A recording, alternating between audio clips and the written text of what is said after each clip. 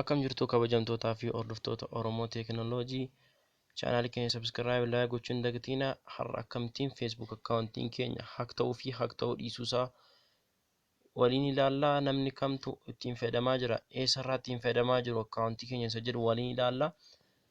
Ergi ilaallee booda immoo yeroo namni feesbuuk akkaawuntii keenya loogiin godhu mallattoo nootifikeeshinii asii akka nu agarsiisu akkamiin gochuu dandeenya isa jedhu walii ilaallaa.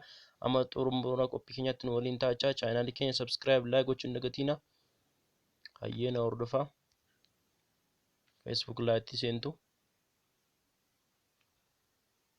Ergi Facebook laayittii seentanii as keessa dhuftanii seetingii seentu.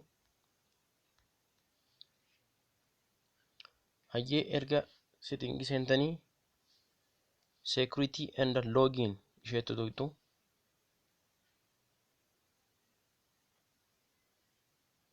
Hayyee bifa kanaan nu dhufa. Amma nu dhufeera. Fakkeenyaaf Tekno WX3 naqamte Itoophiyaa active now. Amma bakka irraa fayyadamaa jirudha inni. Yoo namni biraa fayyadameera ta'e an silan balleessee bakkoota ittiin fayyadamaan ture hundumaa asirra jira ture. Amma silan balleessee yoo namni ittiin fayyadamaa jiraate naannoo kanatti isinii fidaa. Yoo namni ittiin fayyadamaa jiraate eessarraa akka fayyadamaa jiran asii gadee tarreessee Tekno WX3 isa jalatti tarreessee asii gadee isinii fidaara.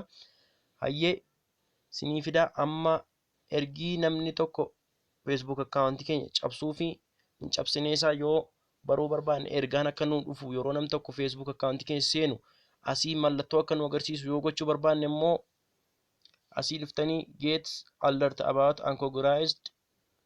unrecognized login isheettu kana dhuftu.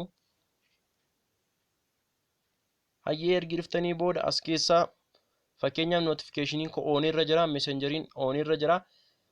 Fakkeenyaaf ofiirra yoo jiraate yoo namni tokko Facebook akkaawuntii keessan seene mallattoo siisin agarsiisuun namni fayyadamee waan barbaadu gochuu danda'a.